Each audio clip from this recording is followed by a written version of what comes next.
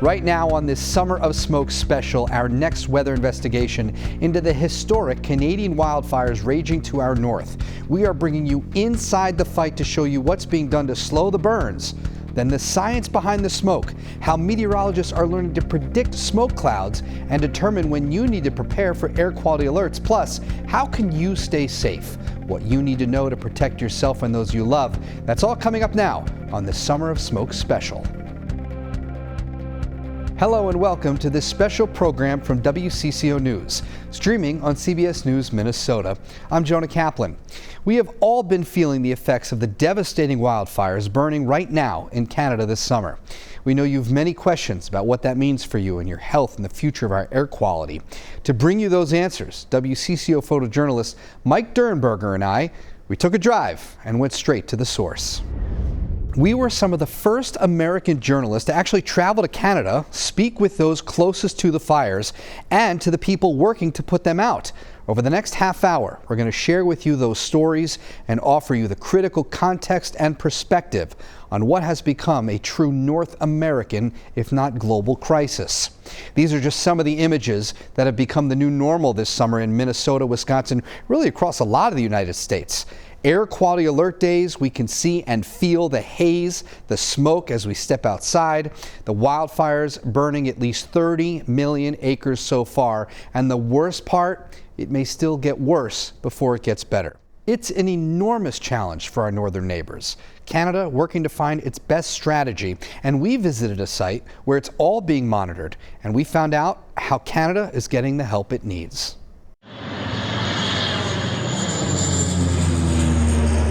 This is what an international wildfire crisis looks like on the ground and in the air. More than 5,000 fires burning and counting in a country that's home to about 1/10 of the world's forests. Record high temperatures, a record drought, infernos producing an endless stream of smoke darkening skies that we've seen here in Minnesota and also across coasts and even continents. Many are sparked by lightning, others by human error. But every Canadian province and territory is feeling the heat. From Quebec. We've been told that these are fires that they have not had even recorded in anybody's lifetime. To Ontario. Typically, we deal with, 5 to 10 to 25 to 50 new fires a day. Manitoba. And just the impact it does have on our kids. Like I even noticed they're coughing more at night, or our windows can't be open. Alberta. Our last record for area burned was set 40 years ago, and we've broken that already, and it's not even the end of the season yet. To the Northwest Territories.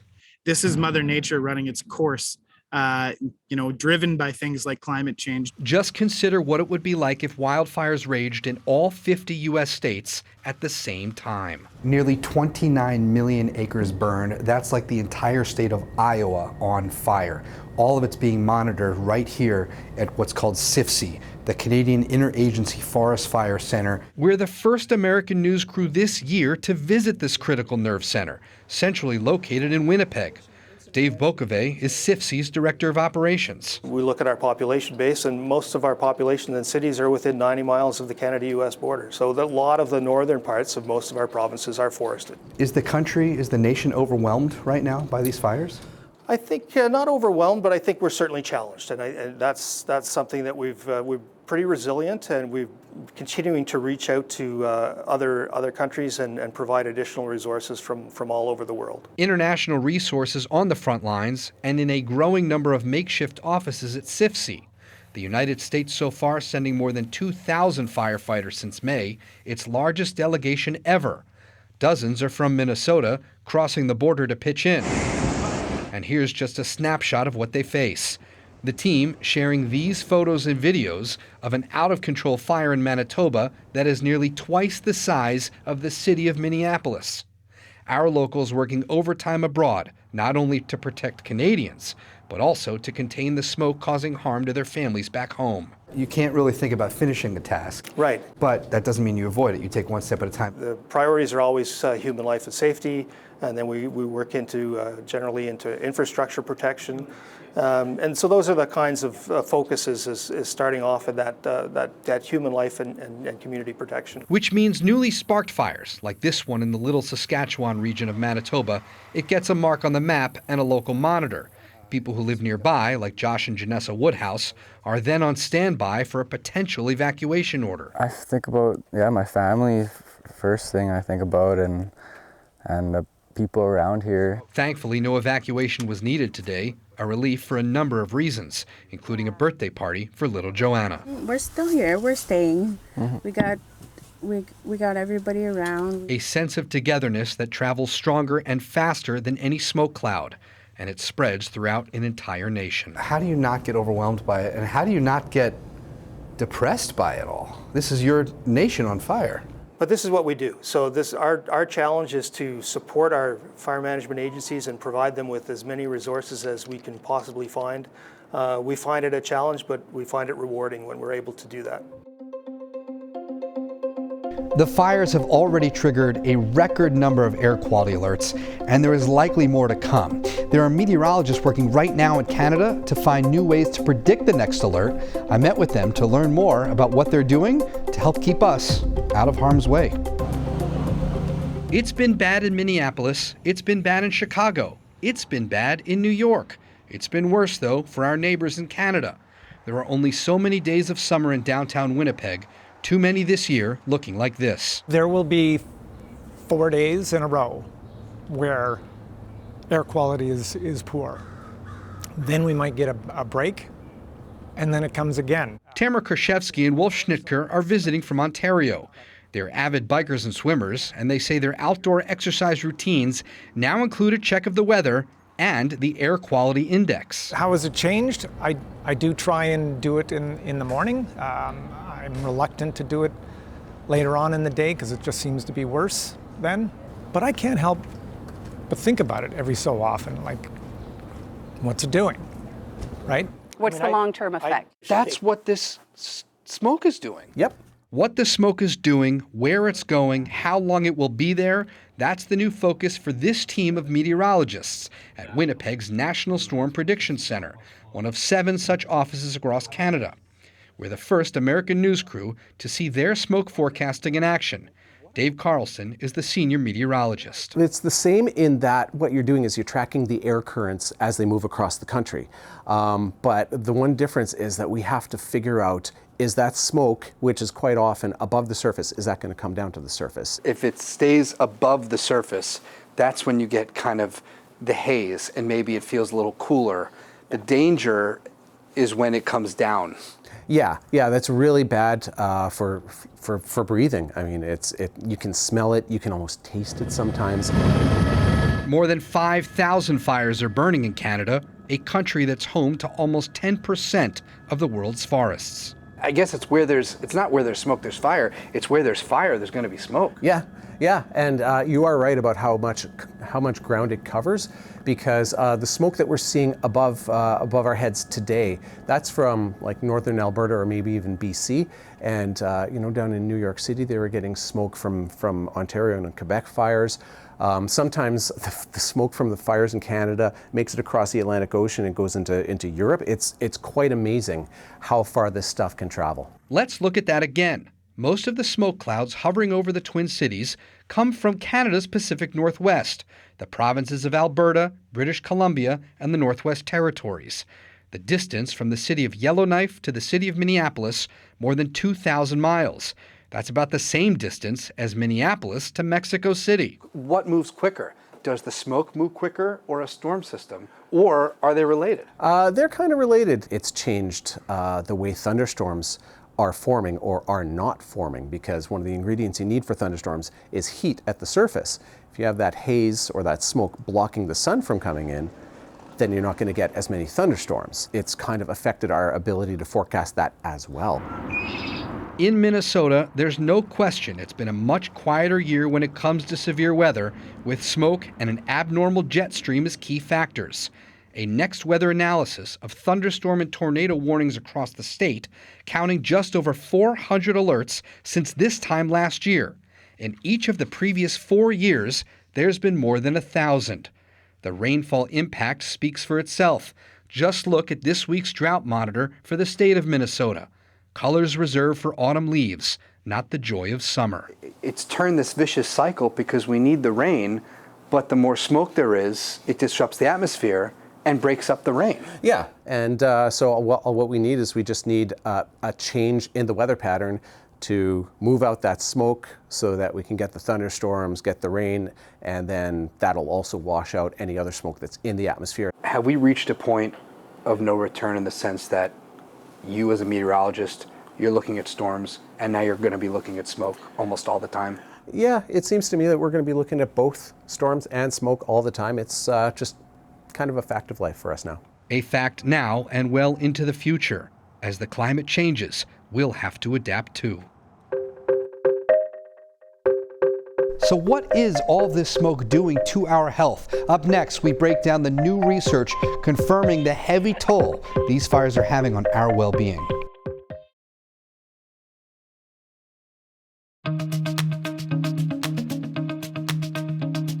Canada's historic wildfires have meant fewer days outside for all of us this summer.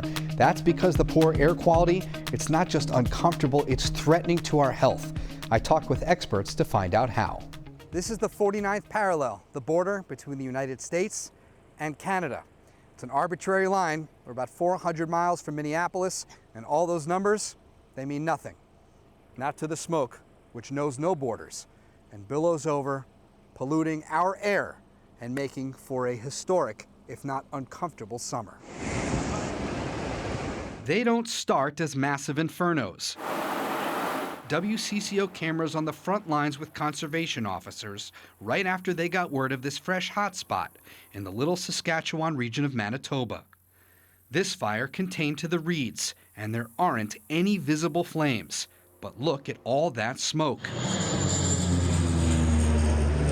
Now multiply that by more than 5,000 wildfires tearing through Canadian forests, some of which are larger than some U.S. states.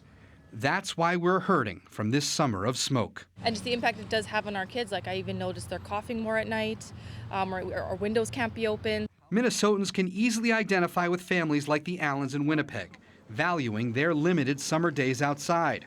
Days like this make for some difficult decisions. You now wake up every morning and check the air quality. Yeah, and that also depends on what we do for the day. And it's a really big change in dynamics of, just being a stay-at-home mom with 2 kids. It's like you never thought it's like sunscreen, mosquitoes, and now it's like, okay, well, don't even have to think about those things because we can't even go outside because we can't breathe. It goes beyond just a little bit of, you smell smoke in the air and it's a little bit hazy. It's like, no, it affects our everyday lives. New data and research from Canadian health officials confirm the wildfire smoke is more than just annoying, it's alarming. Jeff Amy is an air quality specialist at Canada's Ministry of Health. We know it's dangerous.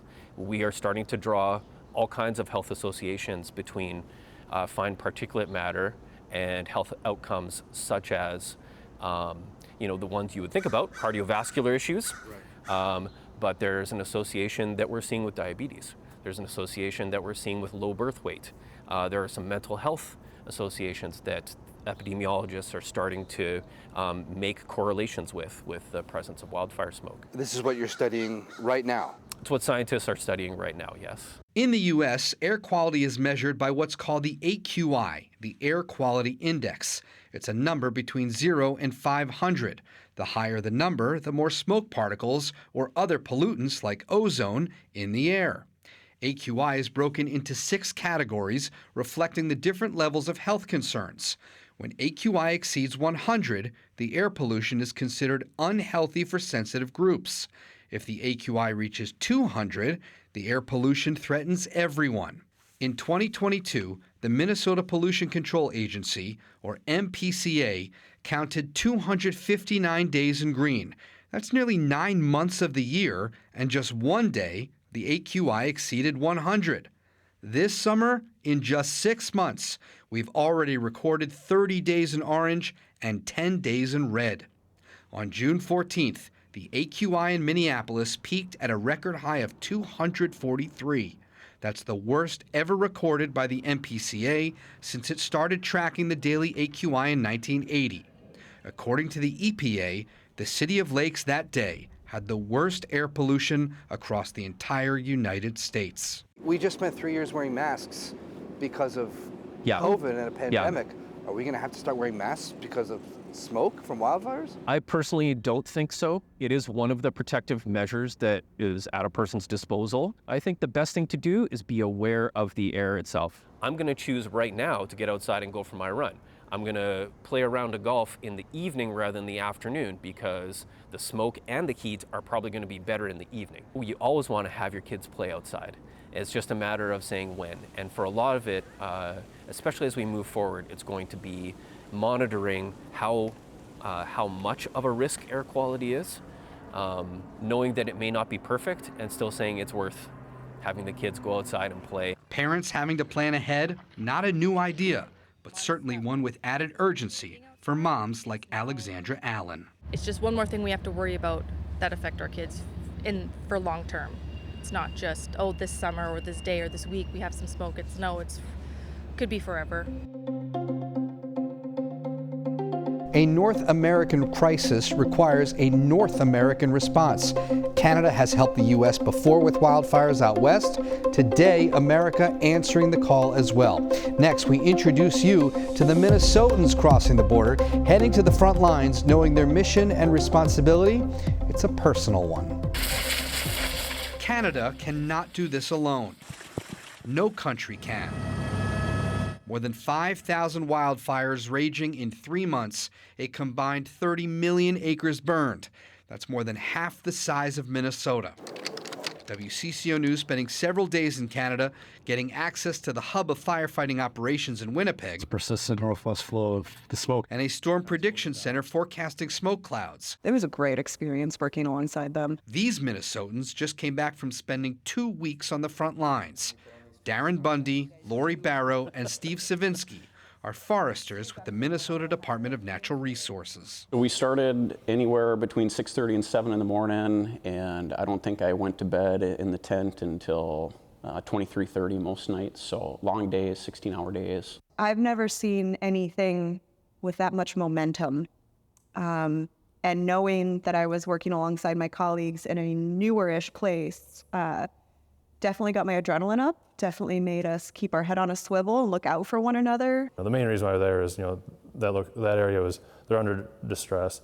They need some help, so you're there to help our fellow neighbors to the north. They were dropped by helicopter into Grand Rapids, Manitoba. That's almost 5 hours north of Winnipeg. The crew sharing with us pictures and videos from the scene against a massive inferno that had a footprint that's grown to twice the size of the city of Minneapolis.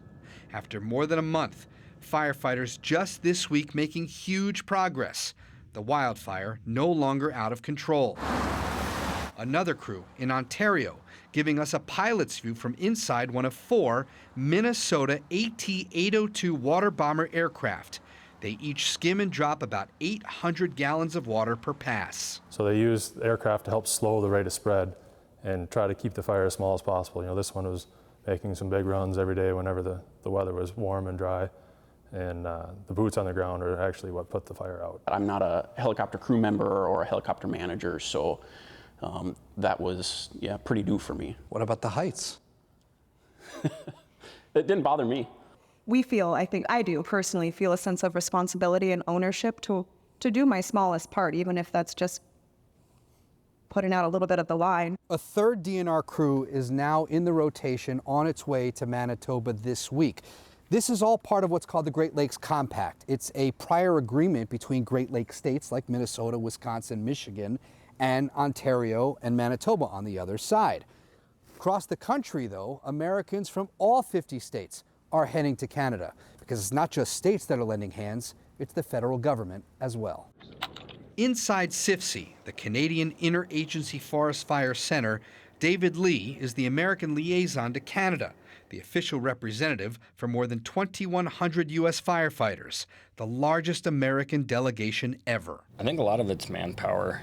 We are bringing in they have brought in some of our incident management teams. We have smoke jumpers in British Columbia. They generally work in the most rugged terrain and some of the more intense portions of the fires. Canadians and Americans working together, and they're not alone either. Also pitching in, crews from a dozen other countries around the globe, from Mexico to South Africa, Korea to Brazil. You're building a fire line, but you're also building a bond. Wildfires don't see political boundaries. It'll keep coming, so we got to keep working with one another. You take a sense of pride in it, just to go put your nose to the grindstone and get after it and just help out the people that are in need. A sense of pride shared back home. We're all in this together. The big question still looming over all our heads, is there an end in sight? The effects of climate change, what we can do to mitigate the risks? That's coming up next.